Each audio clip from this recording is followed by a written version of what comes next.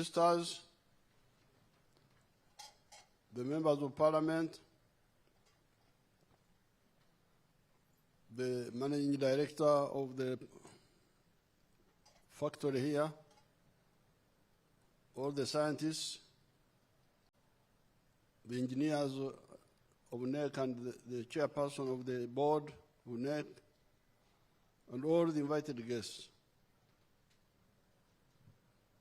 For abaganda b'omu Lukola, tulina enjogera yaffe. Tugamba nti abaali baseka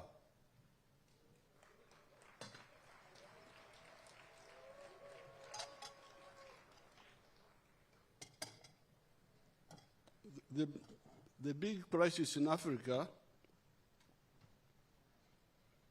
is the understanding, has been the understanding for a very long time of political economy. This is what built the NRA. Political economy is the study of the laws that govern the evolution of society. Society has been here, human being has been here on earth for the last 4.5 million years. But because of colonial indoctrination, you find these academicians don't know much about political economy. When we came from the bush, I tried to introduce it, but they messed it up. They distorted it. They started creating what they call development studies, something totally different. Now, because the National Resistance Army and the student groups of the 1960s were very clear about this. That's why we never get diverted. And you remember when we came from the bush, we had the 10-point program. And point number 5 was talking of building an economy which is independent, integrated, and self-sustaining. And integration meant two things, two dimensions. There would be the vertical integration, but also the horizontal integration. Now, the crisis, Uganda's economy is growing and transforming. We are now going to grow at 7% this financial year. With our oil, we are going to grow above 10%. There's nothing that will stop us because we are clear about what is required to transform society. Now here, the vertical integration here is still partial, because what we have now is that we have got skilled scientists who are using imported steel, because this steel we are using here, we are still importing it. What Museveni was showing us, the tubes, then the sheets which are used to build the bus are still being imported. But soon, with our iron ore, we shall be able to, we have got some steel factories. We have got some steel factories using scrap, but scrap is not good enough for this type of work. Therefore, it is the new factories we are building. I think we are going to even commission one, ground break for one on the 18th of October. with the presidents of East Africa. They will come in Tororo so that we start purifying our iron ore, processing our iron ore into the high quality steel, which is what they need here, so that we don't, because the steel imports alone in Uganda are $900 million. You can imagine all that money going out. It is as if the country has no leaders or planners. And you have got planners, commissioner, or I don't know what. What are you commissioning? You are commissioning hemorrhage. There is a disease in the Bible which Jesus talked about. The Banyankole call it ekejuiso. Hemorrhage, where somebody is bleeding, you don't stop. So $900 million is going out to import steel. We have got the best iron ore in the world in Kabale and in the Togota area. So why should this happen like that? Now, so the vertical integration, you had Museveni telling you about the batteries. Because these electric vehicles need electric batteries, which are made from lithium. And there's quite a bit of lithium in all these areas, in Tungamo and so on. So we are also going to work on that.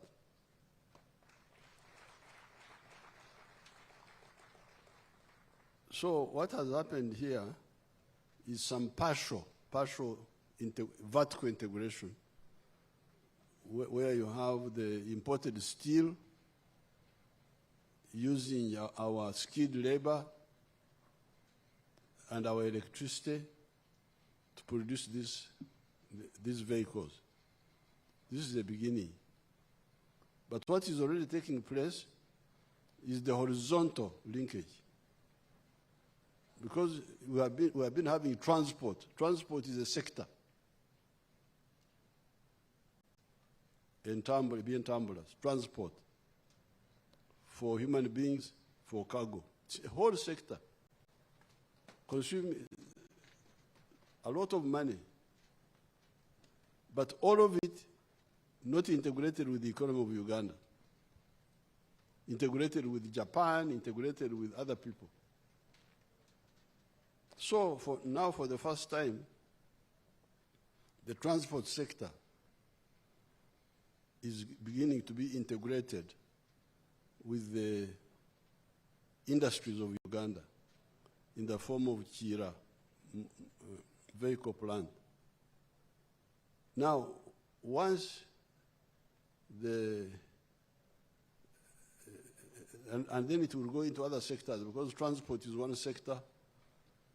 Then you have education, you have tourism, linkage from ground to up and horizontally. This is what is beginning to happen here. If we do it successfully, we shall save $800 million for steel alone. Because Museveni told you that we are spending $800 million for vehicles imported from outside. Now, this is in addition to the $900 million for steel, because some of the steel is not for vehicles, it is for other things. So you can imagine, all the money we get from coffee goes back. So therefore, it is really a disaster to see what's happening in Africa. If when people are just talking about this, they don't talk about this huge hemorrhage. Have not heard anybody talking about it. the newspapers, this so-called media. What are you talking about? You don't talk about your future, how you can survive.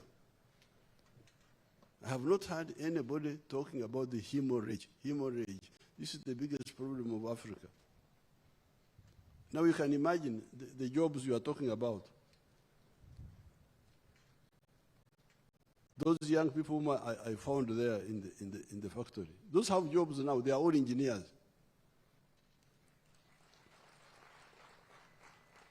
Where would they be working if we didn't have Kiira now? Where? And you have people calling themselves leaders, calling themselves planners, commissioner of backwardness. It's really so sad. You feel so, and then they are being pampered and flattered by the imperialists because they see they don't know what they are doing, and they will be used to sack our country. So therefore, what is happening here has already happened in some of the sectors. Like if you take the sector of the milk sector, because this is where I started, from the Rukora there. Because you can imagine, in 1952, when I started walking to the trading center of Tungamo from our home, I started seeing in the shops of the Indians small tins of tinned milk. It was called condensed milk from New Zealand in Tungamo. You know, they were buying tinned milk from New Zealand. And 2 miles away, our Kuraro, we had milk. But our milk could not go into the factory. So when we started our student movement, one of our first things we did in that area of the cattle corridor was to modernize the dairy industry. And when we came from the bush from 1989, we introduced milk coolers. Now the whole sector is vertically integrated from the farm to the table. But also the horizontal, because like now, apart from we are now exporting to the United States a protein called casein. Casein is a protein from milk, which apparently is used in medicine and things like that. So therefore, what you are witnessing here is the partial, not total. We are beginning implementation of the integration, vertically,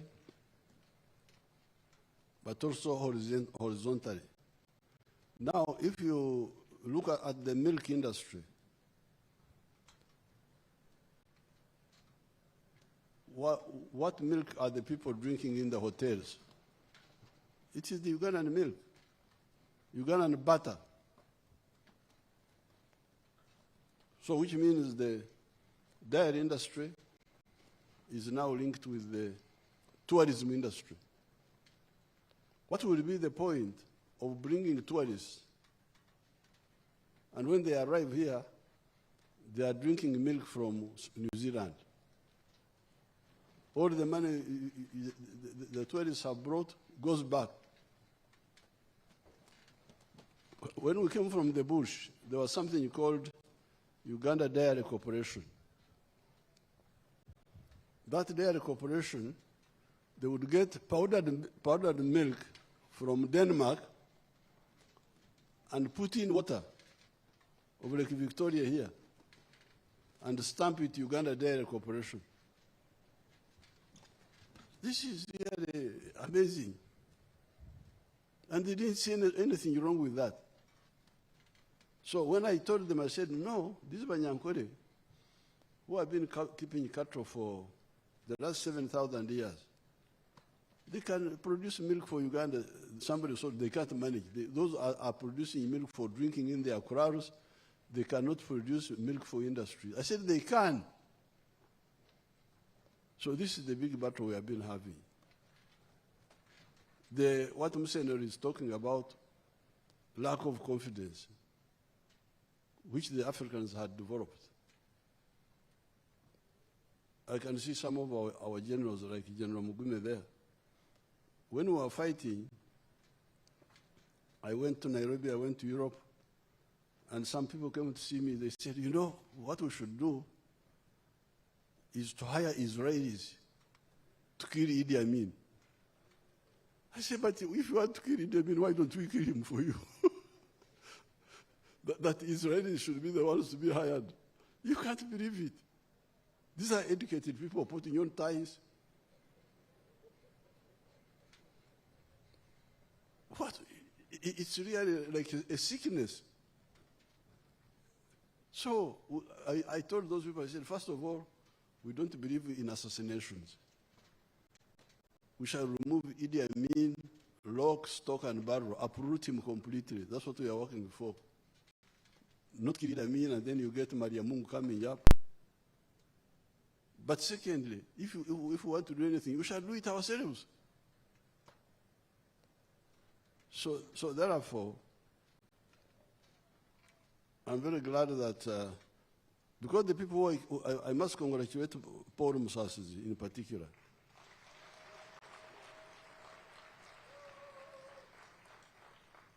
Because he's the one who made the Somoro something there, which I found, the Kasumoro one,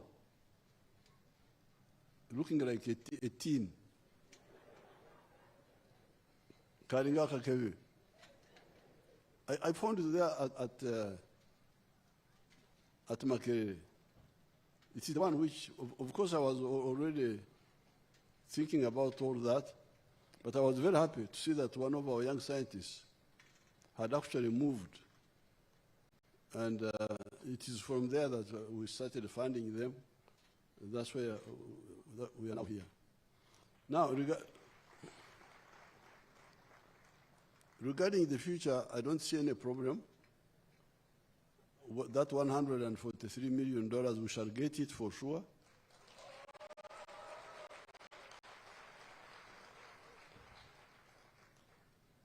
And we shall also start planning for, because that one will deal with the expansion and completing this one here.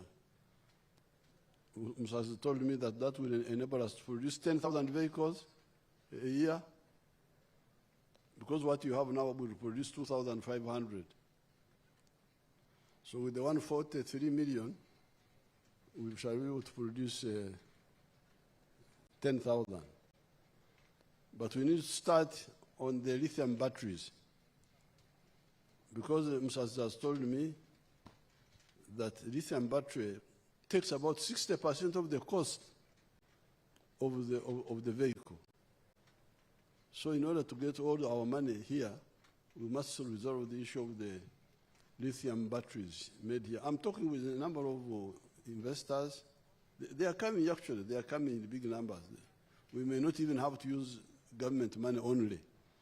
The investors can bring their own money and share with us. So therefore, really, I congratulate everybody. I congratulate you Ugandans for gaining your confidence and standing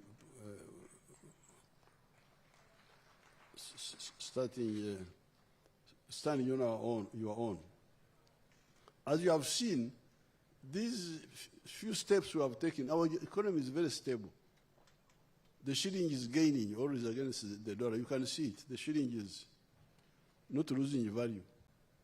Why? Yes, we are still importing, but not too much. You can imagine some of the countries import food. They don't have food. And you remember the other time when there was a war in Ukraine, people were crying. So, what shall we eat? I said, what's the problem? Because there will be no wheat from Ukraine and from Russia. I said, what happened to muhogo? Don't you know muhogo?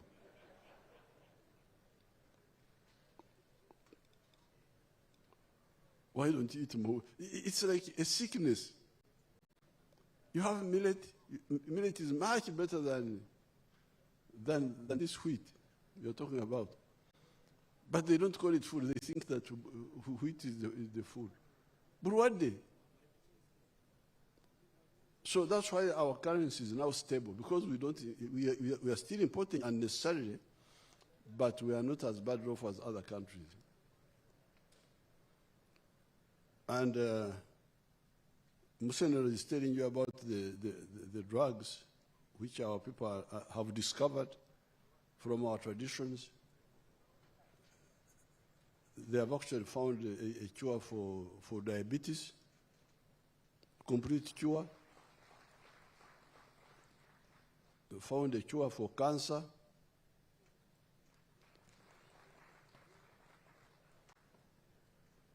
There is also a cure for malaria. So therefore, your country will, you the scientists, please wake up and dig more into our heritage, into the practices of your parents. They are all scientifically based. Amos Kaguta was a scientist. This is what I've been telling some of my scientists. Because Amos Kaguta and his colleagues, his group, he had a number of tools they were using. But one of them was called Ombunduru. Ombunduru was something they would use to brand, I think you call it branding, to apply heat to the cow. And you could see that they had the basics of science very clearly, because the mbundur proper would be iron or steel or whatever, a kyoma, but it would have a wooden handle. You can see the principles of science. The iron is a high conductor of heat, but the wood is a poor conductor of heat.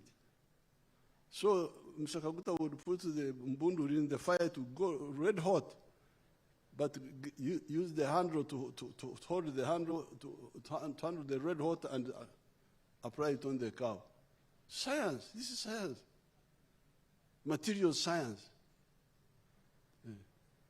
This is material science. Which material is a conductor of heat, which is a bad conductor of heat, this is what science is about.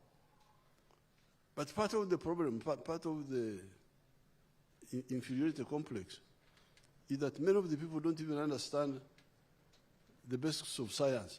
They are mystified. They are mystified.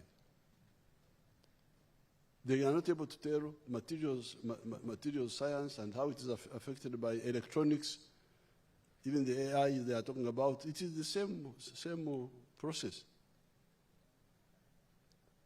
To get the materials which can do what, which can do this, do the other one. So we need a real awakening and confidence to know that we have been a science society for a long time. The way our people make beer, this is science. Fermentation, how to make the bananas ripen in the ruina. It's called ruina, where they bury the bananas for some 4 days, then they ripen, then come and get the juice. Some of the science people don't even know about it up to today.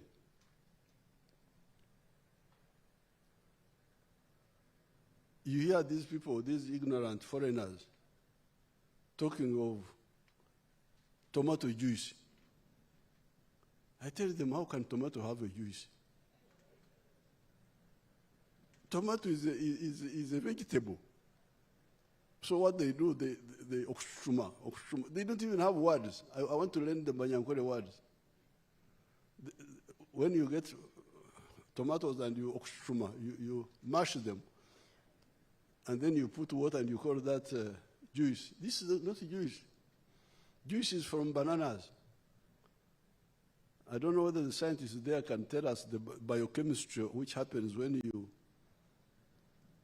Can somebody tell us the biochemistry of juice converting amenvu into juice?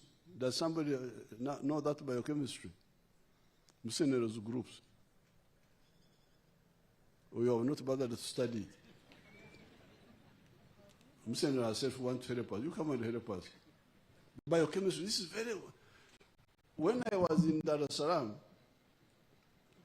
fighting Yamin, Mama Janet showed those... They didn't know in Tanzania how to make banana juice. And she showed them how to make it with her hands in the sufuria. And they were saying, hawa Ghana ni kama wazungu. What is the biochemistry of converting amenvu into juice?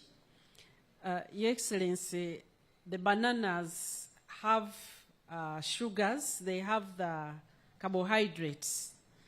And some of that carbohydrate is fibrous.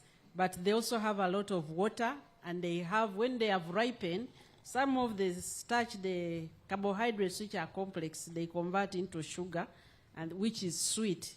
So when you apply either the energy, like you see, we use grass or something which is hard.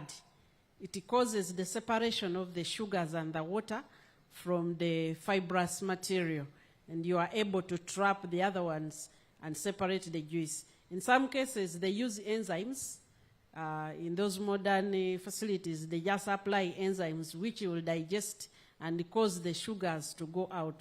But when you ripen them, the process of ripening causes some of the carbohydrates to be broken into sugars.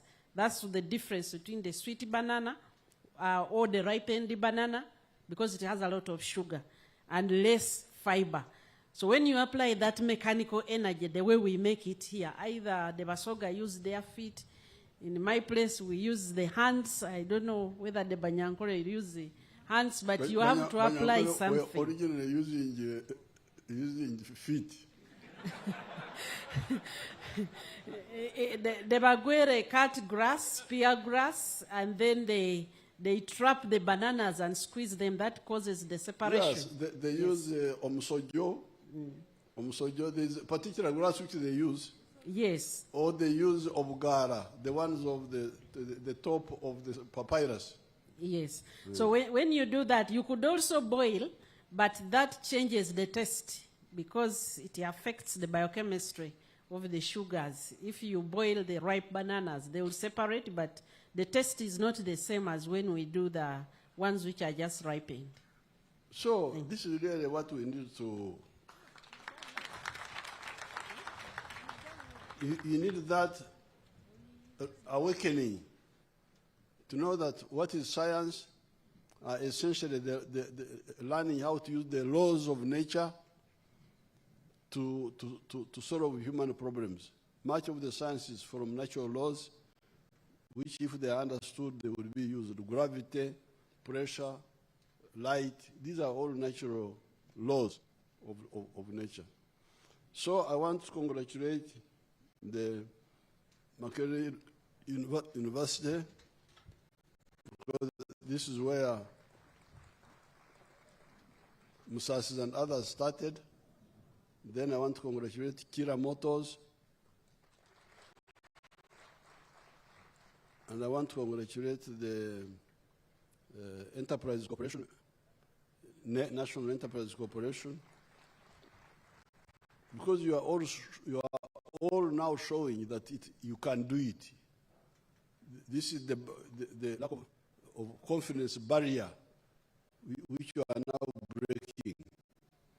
I think everybody will now be confident that it can be done, and you can do it, and you have the capacity. So I congratulate you, and I wish you good luck.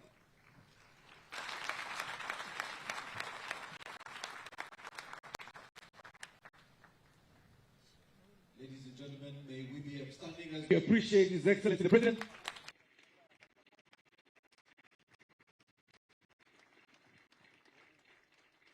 Your Excellency will have the anthems in reverse order, and thereafter, Your Excellency, we just have one ask. There's a couple of photos we'll have here, guided by your protocol team, and then we'll allow you to depart.